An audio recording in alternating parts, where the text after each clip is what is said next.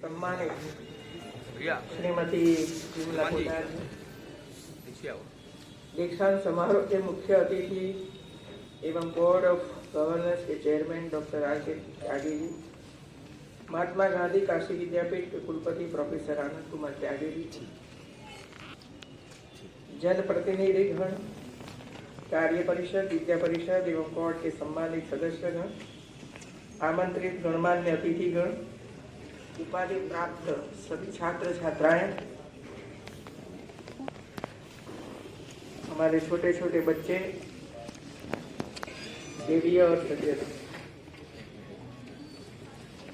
महात्मा गांधी काशी विद्यापीठ वाराणसी 43वें दीक्षांत समारोह में आप सभी के बीच उपस्थित होकर मुझे अपार गर्व का अनुभव हो रहा है।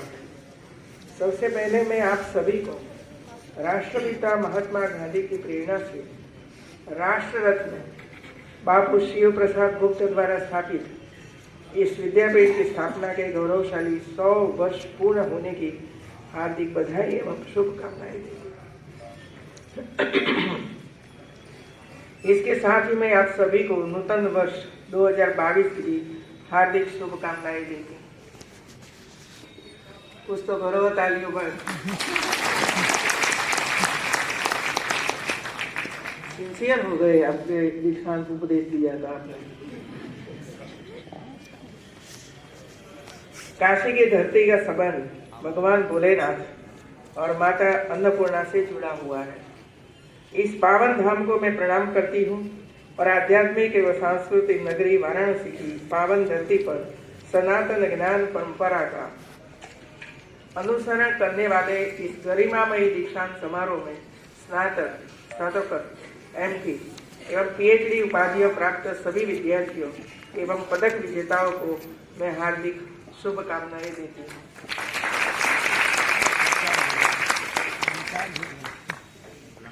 सबसे ज्यादा गोल्ड मेडल वाले शायद 80% से ज्यादा है इधर त्यागी जी। हाँ,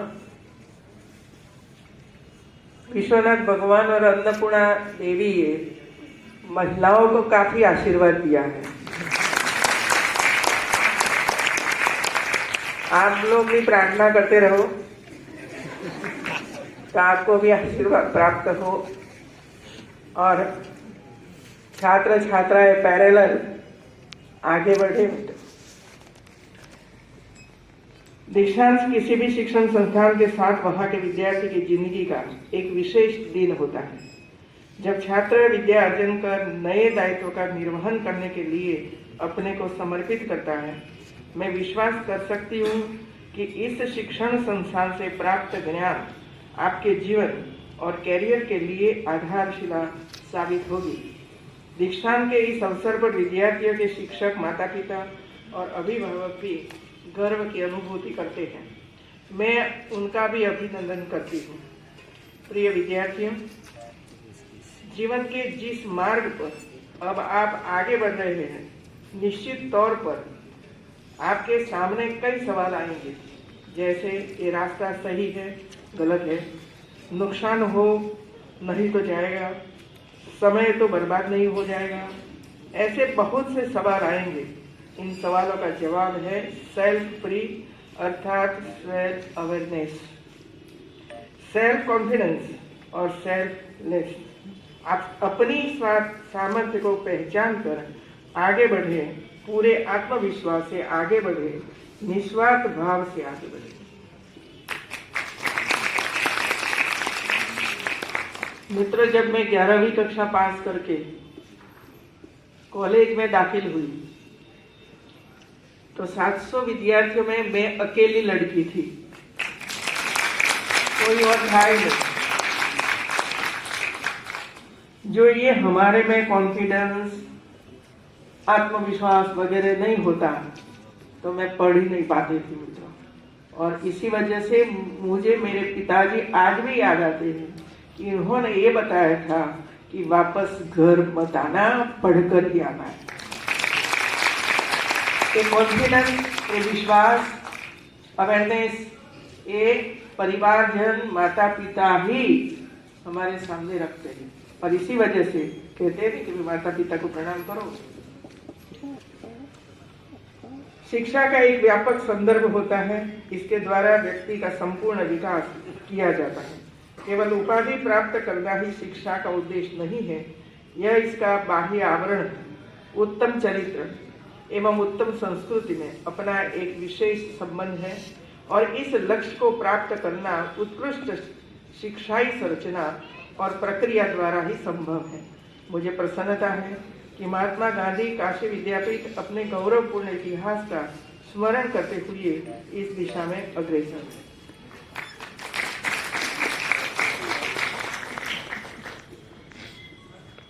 मैं अभी एक जनपद में जेल देखने के लिए गई थी। देखने के लिए नहीं, लेकिन जेल में जो लोग रहते हैं ना, उसको मिलने के लिए गई थी, जिसको सजा होती है।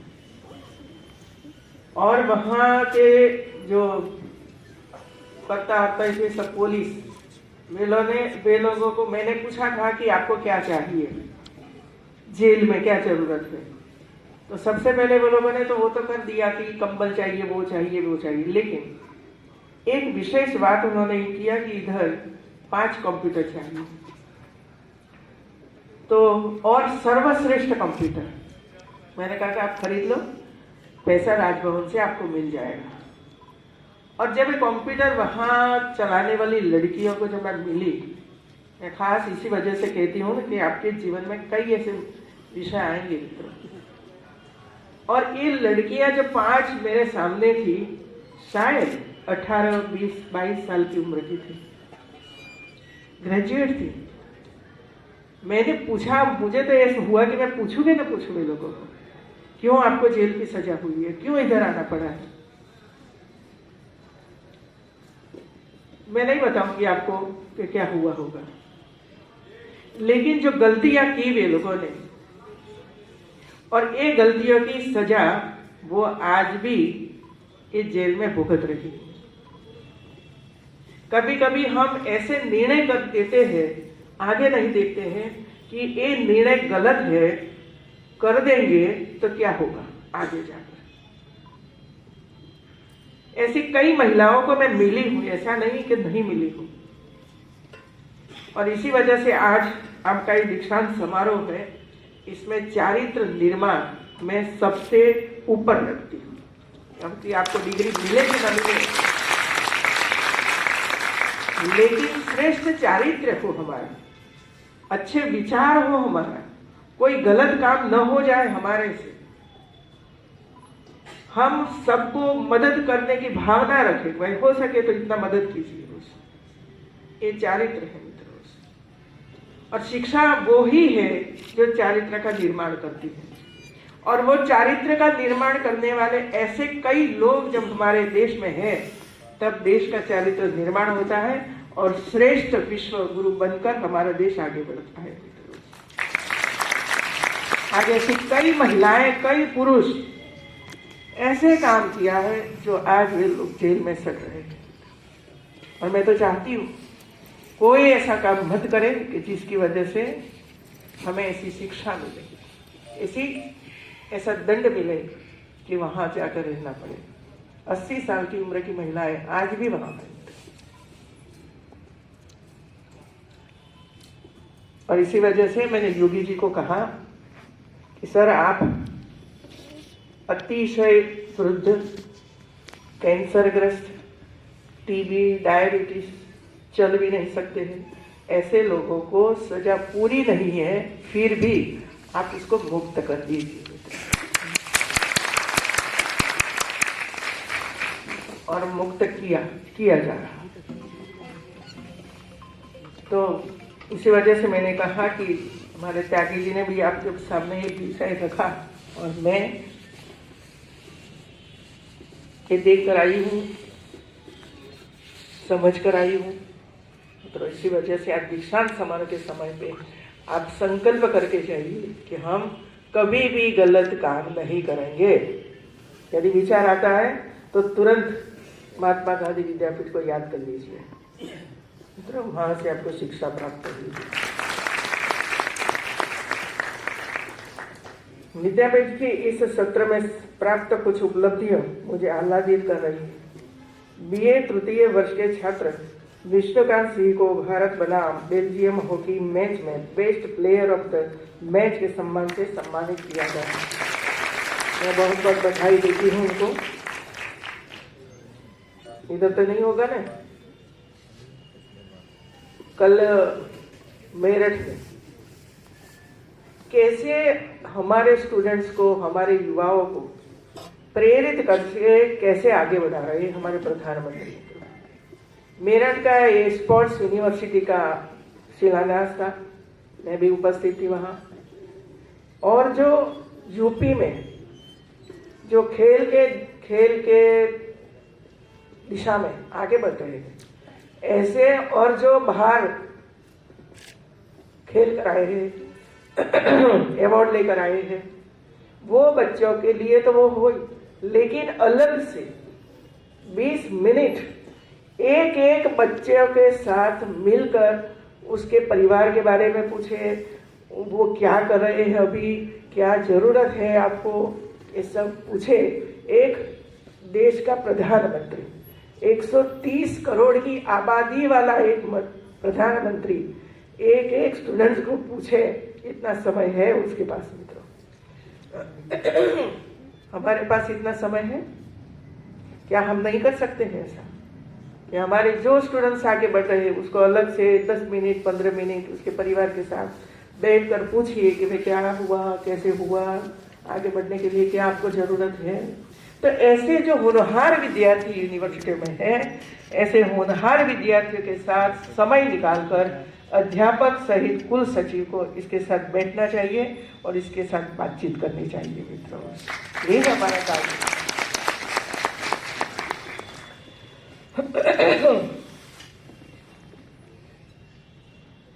इसके साथ ही विद्यापीठ के विभिन्न विभागों के विद्यार्थियों ने अध्ययन करते हुए विभिन्न प्रतियोगी परीक्षाओं में सफलता अर्जित कर विद्यापीठ का मान बढ़ाया है।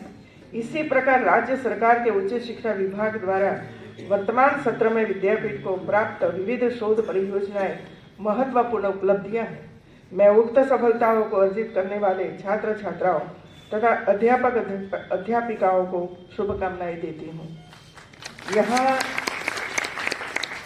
मैं राष्ट्रपिता महात्मा गांधी के प्रसिद्ध शब्दों को याद करना चाहती हूँ, जिन्होंने कहा कि ऐसी शिक्षा जो हमें अच्छे और बुरे के बीच भेदभाव करना नहीं सिखाती, अच्छे को गले लगाना और बुरे को छोड़ना नहीं सिखाती, ऐसी शिक्षा भ्रामक है। सोच लीजिए मित्र, वही सच्ची शिक्षा है। जब भारत ब्रिटिश शासन के अधीन था, तब भी गांधी जी ने कहा था कि शिक्षा इतनी क्रांतिकारी होनी चाहिए कि यह साम्राज्यवादी शोषक की आवश्यकताओं की पूर्ति करने के बजाय सबसे गरीब ग्रामीण की आवश्यकताओं की पूर्ति करें। कितना वो साम्राज्यवाद था हमारे यहाँ, फिर भी गांधी जी ने निर्भीक होकर कहा था ये नहीं करना चाहिए। वास्तव में शिक्षा एक ऐसा आधार है जिस पर एक राष्ट्र और उसके लोगों की प्रगति निर्भर करती है। वैश्वीकरण और भौतिकवाद के वर्तमान युग में एक ऐसी शिक्षा प्रणाली की आवश्यकता महसूस की गई जो न केवल उत्कृष्ट का नए मानक स्थापित करे, बल्कि देखभाल और सहभाजन के दृष्टिकोण को भी बढ़ावा दे, एक समावेशी दृष्टिकोण पैदा करे और प्रकृति के साथ एक होने का अवसर प्रदान करे। इस लक्ष्य की पूर्ति हेतु गहन विचार विमर्श के बाद गत वर्ष नई राष्ट्रीय शिक्षा नीति लागू की गई। नई शिक्षा नीति का उद्देश्य विद्यार्थियों को जरूरी कौशल एवं ज्ञान से लैस करना और विज्ञान, टेक्नोलॉजी, अकादमिक क्षेत्र तथा इंडस्ट्री में लोगों की कमी को दूर करते हुए देश को नॉलेज सुपर पावर के रूप में स्थापित करना है। राज्य का गौरव महात्मा गांधी काशी विद्यापीठ नई शिक्षा नीति के गौरव का भी सहपात्री बने, यह हमारी शुभेच्छा है। राष्ट्र के विकास में विश्वविद्यालयों का महत्वपूर्ण योगदान होता है। अच्छे मुखौटा वाली चमकदार इमारतों की संख्या बढ़ाना और अधिक विश्वविद्यालयों की स्थापना करना ही पर्याप्त लक्ष्य नहीं है। हमें बदलती जरूरतों के अनुसार शिक्षा प्रणाली को स्थापित करना और विद्यार्थियों को अप्रत्याशित और नई चुनौतियों से निडरतापूर्वक निपटने और उन पर विजय पाने में सक्षम बनाना होगा।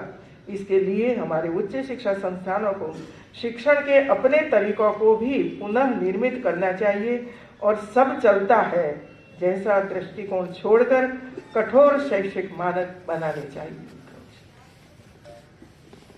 मैं इधर एक आपकी उम्र का ही एक लड़का इसकी बात करना चाहती हूँ। वो 12वीं कक्षा पास होने के बाद कॉलेज में दाखिल हुआ।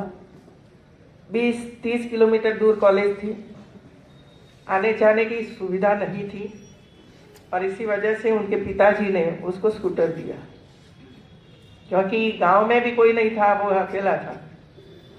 तो पिताजी को लगा कि अच्छी चलिए, एक गांव का ही एक बेटा जब वहाँ पढ़ने के लिए जा रहा है तो खुशी तो है ही, गौरव भी है। तो उसने तो स्कूटर तो दे दिया, लेकिन गरीबाई थी घर में, 1 एकड़ भी जमीन नहीं थी। फिर भी पढ़ाई के लिए पिताजी ने साहस किया।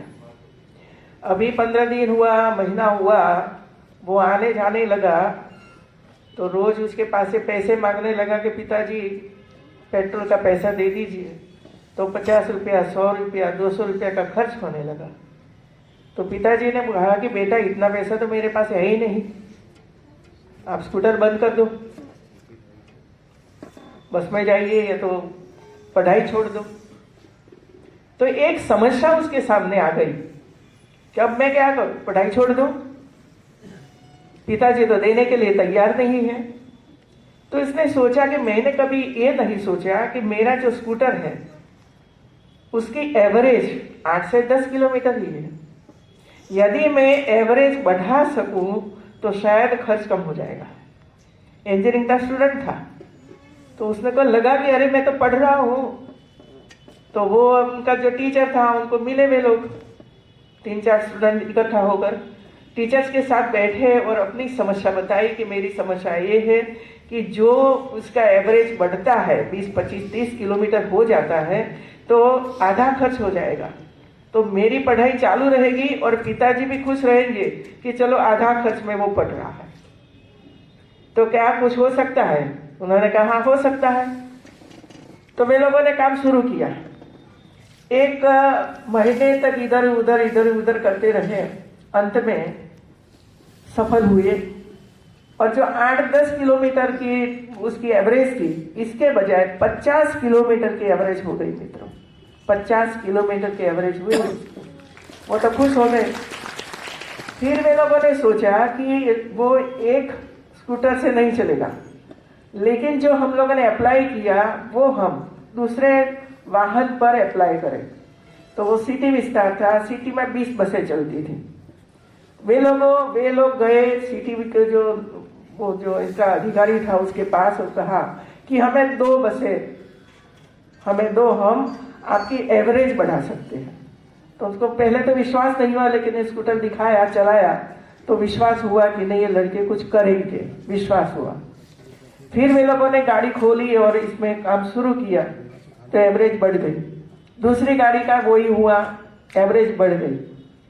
तो ये अधिकारी ने वे लोगों को कहा कि नहीं, अब आप 20 बसों का ही एवरेज बढ़ाइए और इसके लिए वे लोगों को पैसा दिया कि हम 1 बस में आप वो काम करोगे तो इतना पैसा देंगे।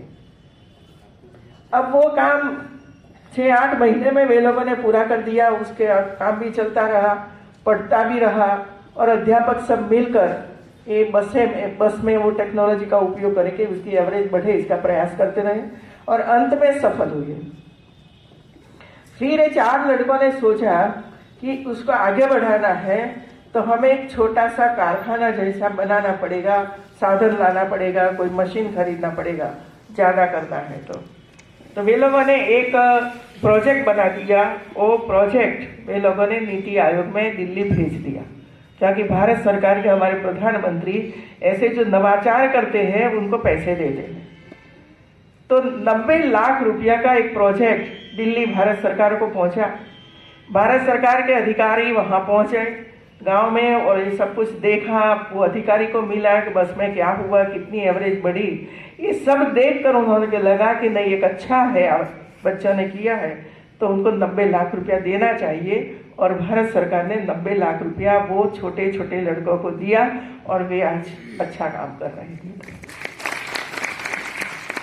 तो समस्या का समाधान सोचना पड़ेगा। कभी कभी ऐसी समस्या आ जाती है ना तो हम उसको छोड़ देते, भाई छोड़ दो, इसमें पड़ना ही नहीं है, नजरअंदाज करते हैं। ये नजरअंदाज नहीं करना चाहिए, लेकिन इस समस्या पर हमें सोचना चाहिए और वो ही आपका नवाचार बनेगा। जो सोचोगे ना, आगे बढ़ेगा तो ये नवाचार होगा और भविष्य में आप उसका एक प्रतिष्ठित व्यक्ति के नाम से आप जाने जाएंगे। मित्रों, मेरा इस अवसर पर विश्वविद्यालय के शिक्षकों से अनुरोध है कि वे बदलते समय और संदर्भों के साथ अपने आप को अपडेट रखें। केवल पाठ्य पुस्तकों का अध्ययन ही विद्यार्थियों को न कराए, बल्कि उन्हें व्यावहारिक, सामाजिक तथा नए नए अनुसंधानों से भी अवगत कराए। मित्र, आप देखिए, आप तो काशी में रहते हैं, ये विश्वनाथ धाम मंदिर और उसका कॉरिडोर कभी किसी ने सोचा था? और हमारे प्रधानमंत्री कोई टेक्नोलॉजी वाले नहीं है, मतलब इंजीनियर नहीं है, लेकिन उनकी पढ़ाई, लोगों के साथ मिलना, चर्चाएं करना, वहां से सीखना और एक विचार रखते हैं कि उसको, ये जो हमारी संस्कृति है वो वैसी ही रहे लेकिन अद्यतन बने। ऐसा सोचकर मैं बताऊं आपको कि जो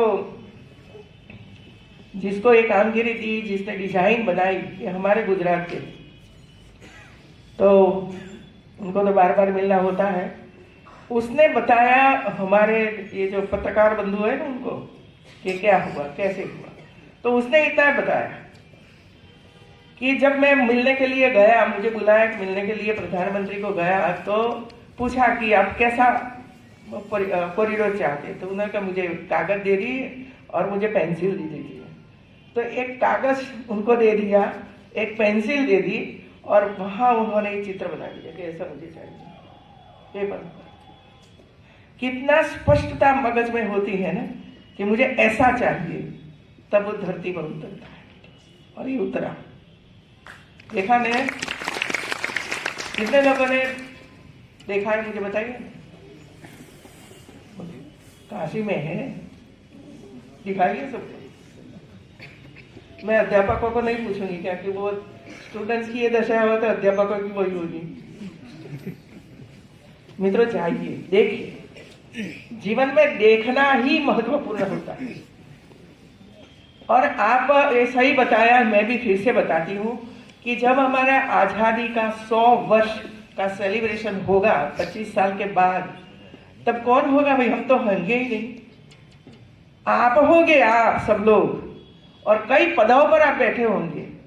तो आपको सोचना है कि हमारा देश 25 साल में कहाँ जाना चाहिए, कैसा होना चाहिए, कैसा गौरवपूर्ण उसका वो विश्व में उसका स्थान होना चाहिए। और लोग, विश्व के लोग भारत की ओर देखिए ने कितनी तरक्की की है, वो कैसे आगे बढ़े हैं स्टूडेंट्स, ये देखकर वे लोग भारत से सीखकर वहां लेकर जाए।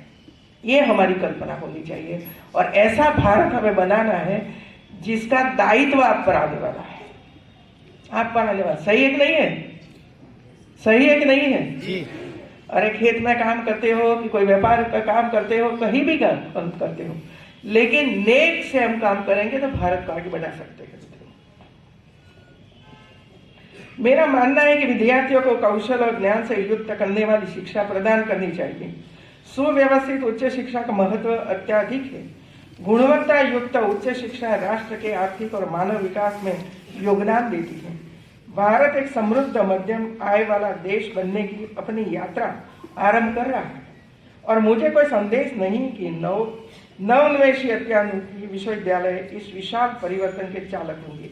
इस संदर्भ में माननीय प्रधानमंत्री नरेंद्र मोदी जी के सुधार, प्रदर्शन और परिवर्तन 3 मंत्रों को याद करना चाहती हूँ। इस प्रकार की समृद्धि के लिए भारत के परिवर्तन का मुख्य चालक शिक्षा होगी। शिक्षा और विशेष रूप से उच्च शिक्षा समाज में परिवर्तन लाने का एक महत्वपूर्ण घटक रहा है। हमें अपने विश्वविद्यालय में शिक्षण, संकाय, अनुसंधान और क्षमता निर्माण की गुणवत्ता संबंधित मानकों प्रयास ही नहीं करते। इसके लिए प्रयास ही नहीं होगा तो कैसे आगे बढ़ोगे। और इसी वजह से एक राज्यपाल के तौर से इस सबको राजभवन में बुलाकर हमें मार्गदर्शन करना पड़ता है कि ऐसा करो ऐसा करो मित्रों। तो ये काम हमारा है मित्रों। और ये होना चाहिए, अंदर जज्बा होना चाहिए कि मेरी यूनिवर्सिटी, मेरी विश्वविद्यालय पूरे देश में श्रेष्ठ बननी चाहिए। ये जज्बा नहीं होगा तब तक श्रेष्ठ यूनिवर्सिटी नहीं बनेगी मित्रों। पहलुओं में अभूतपूर्व परिवर्तन हो रहे हैं। ऐसे समय में विद्यार्थियों को सचेत और जागरूक रहते हुए आज के अत्यंत गतिशील वैश्विक परिदृश्य में अपना स्थान बनाना है। इसके साथ ही उन्हें एक बेहतर समाज, देश और प्रदेश के नव निर्माण में योगदान देना है। इस संबंध में महापुरुषों के प्रेरक विचार उनकी राह को आसान कर सकते हैं। इस वर्ष सारा देश आज़ादी का अमृत महोत्सव मना रहा है। आज़ादी की लड़ाई में आपके इस पूर्वांचल क्षेत्र का अपना योगदान रहा है। सन 1930 में जब दांडी यात्रा शुरू हुई थी तो उसने उस समय पूरे देश को कितना आंदोलित किया था। राष्ट्र प्रथम की भावना को सर्वोपरि रखते हुए देश आज हर वो काम कर रहा है जो 21वीं सदी में हमें नई ऊंचाई पर ले जाएगा। कि जल का सदुपयोग हो और नदियां स्वच्छ एवं निर्मल स्वरूप में बनी रहे। इसलिए हम सभी को अपने प्राकृतिक संसाधनों के संरक्षण पर विशेष ध्यान देना होगा। अपने जल स्रोतों, लेकिन आपको अपने लक्ष्यों तक पहुंचने से कोई भी बाधा रोक न पाए तथा विचलित न कर पाए। आपको पूर्ण समर्पण और दृढ़ संकल्प के साथ अपने रास्ते पर विचलित हुए बिना चलते रहना चाहिए। याद रखें कि कड़ी मेहनत का कोई विकल्प नहीं है। मैं उपाधि प्राप्त छात्रों को एक बार फिर बधाई देकर अपनी बात समाप्त करना चाहती हूँ। याद रखें कि सार्वजनिक कल्याण में मूल्यवान योगदान करने के लिए भारत और दुनिया आपकी प्रतीक्षा कर रही है। कोई अंतर नहीं पड़ता कि आप स्नातक होने के बाद कौन सा पेशा अपनाते हैं। बस हमेशा अपने उच्च नैतिक मूल्यों को अपने मार्गदर्शक सिद्धांत के रूप में सामने रखें और आगे बढ़ते रहे। ये जब व्यर्थना, फिर से बहुत बहुत बधाई। जय हिंद।